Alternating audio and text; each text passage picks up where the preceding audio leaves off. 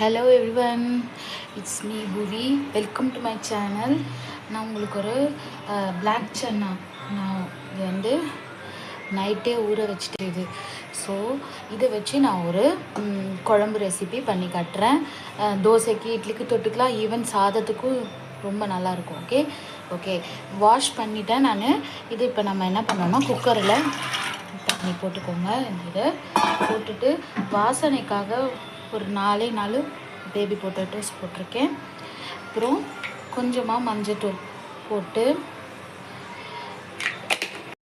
6 to 7 whistles வச்சாச்சு. Open பண்ணிக்கலாம். நல்லா வெந்துடுச்சு, எல்லாமே நல்லா வெந்துடுச்சு. 3 ஸ்பூன் ஆயில் ஊற்றி வச்சுருக்கிறேன்.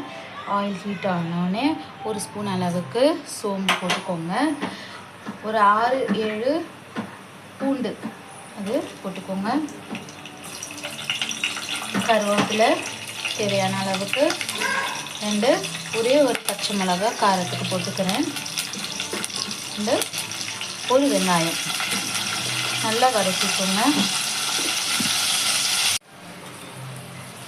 ஒரு வெங்காயம், இஞ்சி பூண்டு பேஸ்ட்டு, தக்காளி 1 இதை போட்டு நல்லா வதக்கி வச்சுங்க.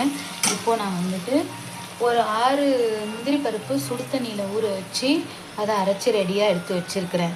6 to 7 நம்பர்ஸ். ஓகே, அதுக்கப்புறம் இப்போ இதை ரெடி ஆகிடுச்சு. இதில் நம்ம வந்துட்டு இந்த கடலை வேக வச்சுருக்கோம்ல அதை போட்டுக்கோங்க. ஸோ இந்த ரெசிபிக்கு தேவையான அளவுக்கு 1 ஸ்பூன் அளவுக்கு ரெட் சில்லி பவுடரு, 1 ஸ்பூன் அளவுக்கு கொரியாண்டர் பவுடர், 1/2 ஸ்பூன் அளவுக்கு டர்மரிக் பவுடர் போட்டுக்கோங்க. அப்புறம் 1 ஸ்பூன் அளவுக்கு கரம் மசாலா போட்டாச்சு.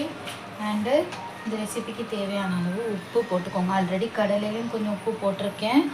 அண்ட் இப்போ நம்ம முக்கியமானது இந்த அரைச்சி வச்சுருக்கோம்ல இந்த விழுது. ஓகே, இப்போது ஃபைனலாக லெமன் ஸ்க்வீஸ் பண்ணிக்கோங்க. அப்புறம் நம்ம இது கூடயே சேர்த்து வேக வச்சல உருளைக்கிழங்கு அதை மசிச்சு இப்படி போட்டுட்டு மறுபடியும் ஒரு 2 விசில்ஸ் போல் வச்சிடலாம். ஓகே, அவ்வளோதான். 2 விசில்ஸும் வச்சாச்சு. ஓகே, நல்லா இதாகிடுச்சு. கருப்பு கொண்ட கடலை குழம்பு ரெடி. நீங்களும் ட்ரை பண்ணி பாருங்கள். இதை இட்லி, தோசை எல்லாத்துக்குமே, puri, chapati, even for rice also நல்லாயிருக்கும். ட்ரை பண்ணி பாருங்கள். அவ்வளோதான். கொஞ்சோண்டு மேலே பட்டர் வச்சுருக்கேன்.